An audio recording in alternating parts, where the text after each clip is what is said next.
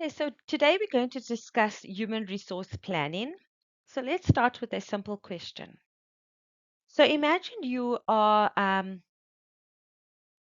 in a restaurant, or you as a restaurant owner, you expect to have many customers come in this past weekend. Um, and what will happen if you only have two waiters and one chef? So the service will be slow, customers will be frustrated, and employees will then also be overworked. So now imagine the opposite. Imagine your restaurant then schedules 20 waiters for a quiet Monday morning when only a few customers arrive. So many employees have little or no work to do, and the restaurant will also then waste money paying unnecessary salaries. So these two scenarios or situations shows exactly why HR planning is important. So HR planning is the process of deciding how many employees in an organization is needed, what skills they should have, and also when will they be needed. So basically, HR planning is all about making sure the organization has the right people with the right skills in the right job at the right time. So it's important because if we have too few employees, it can cause us delays. It'll cause poor customer service. If we had if we have too many employees, which will then increase our labor costs. If we hire people, we need to hire them with the right skills. If we hire people with the incorrect skills, that will also have a negative impact on the business. And also, the business will then also struggle to achieve its goals if it doesn't have HR planning. So good HR planning helps the organization avoid any problems and also helps them to prepare for staffing needs in the future. So human resource planning is a systematic process for forecasting an organization's future human resource needs.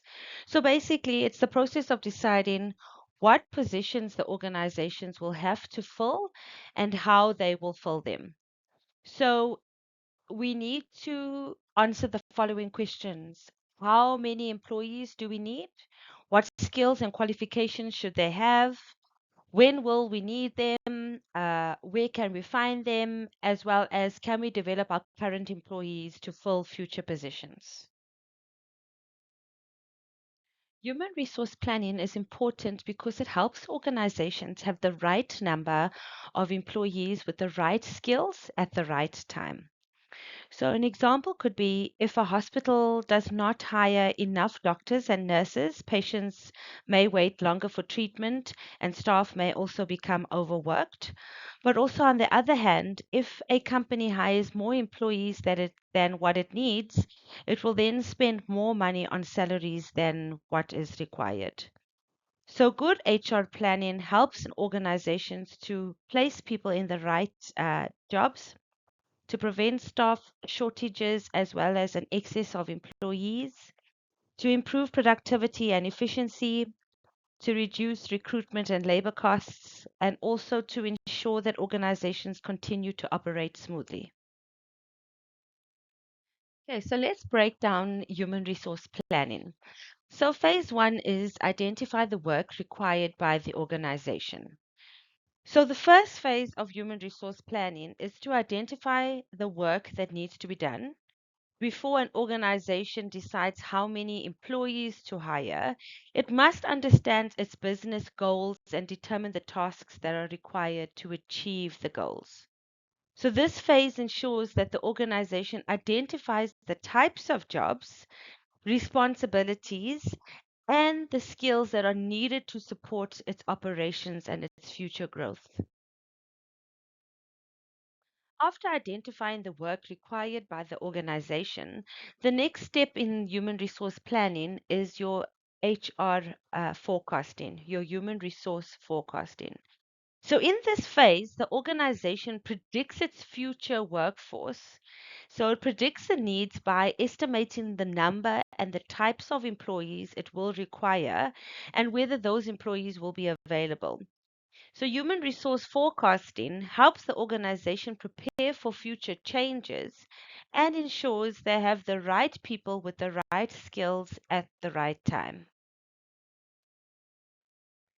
So, phase three, the human resource plan.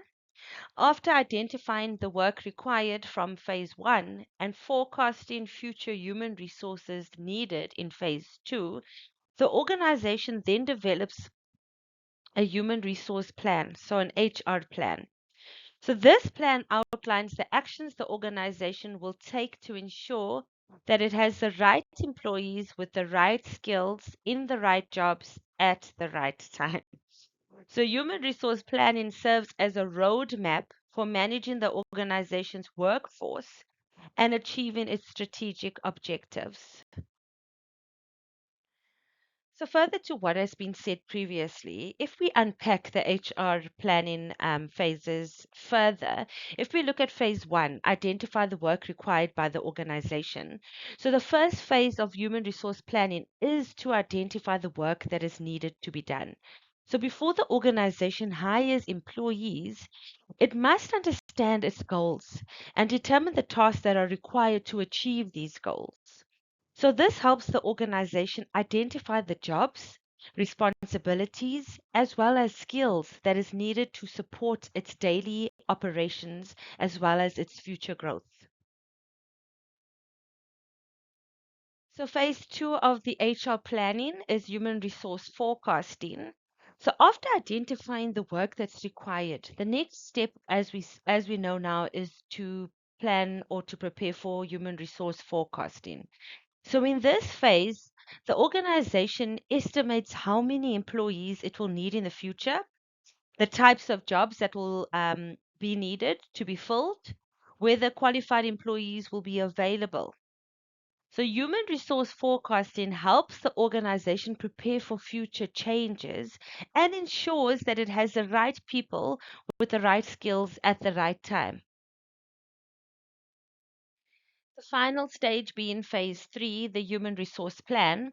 After identifying the work required, as we said from phase one, and the forecasting of future staffing that's needed in phase two, the organization then develops an HR plan in phase three. Now, the HR plan outlines the actions that the organization will take to recruit, to train, to develop, as well as retain their employees. Its purpose is to ensure that the organization has the right people, as we said, with the right skills in the right jobs, most importantly, at the right time. So, in simple terms, the human resource plan acts as a roadmap for managing the workforce and achieving the organizational goals. After an organization determines its workforce needs through human resource planning, the next step is job analysis. So, job analysis helps the organization understand what each job involves and the qualifications that are needed for it to be successful. So, this is essential for recruitment, training, performance management, as well as compensation. So, job analysis is the process of gathering and analyzing information about a job.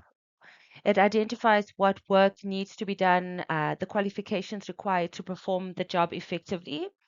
So, the two main outputs of job analysis is your job description, which then means where you explain the duties and the responsibilities of the job, as well as job specification.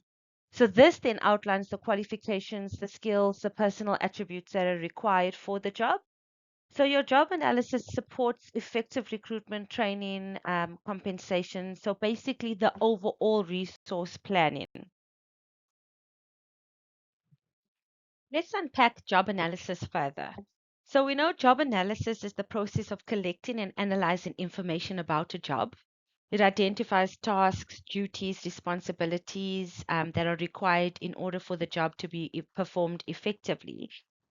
But why is it important? Why is job analysis important within HR planning?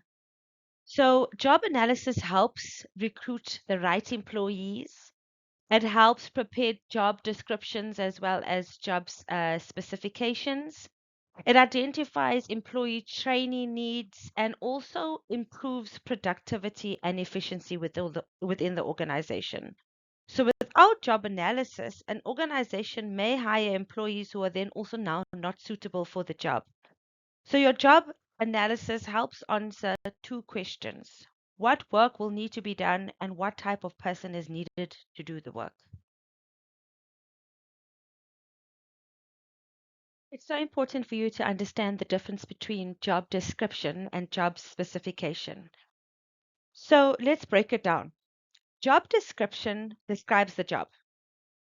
That's very straightforward and simple to remember. It explains what the employees will do. So think within a job, your job needs to tell you or needs to show me what will my employees do.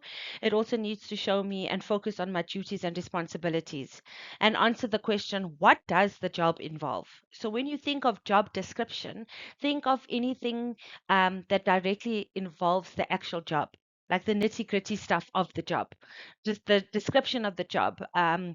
What will I do? What will be my duties and responsibilities? What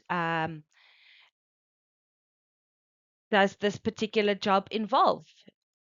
So your job description tells you about the job. It explains your duties, responsibilities, reporting, relationships, as well as your working conditions. Now, if we look at job specification, it describes the person that's needed for the job. So your job description speaks to the actual job and everything that goes in with the duties, responsibilities of the job. But your job specification describes the person within that job. What qualifications and skills does the person need? We need to focus on education, experience, skills, and also personal qualities of that specific person in the job.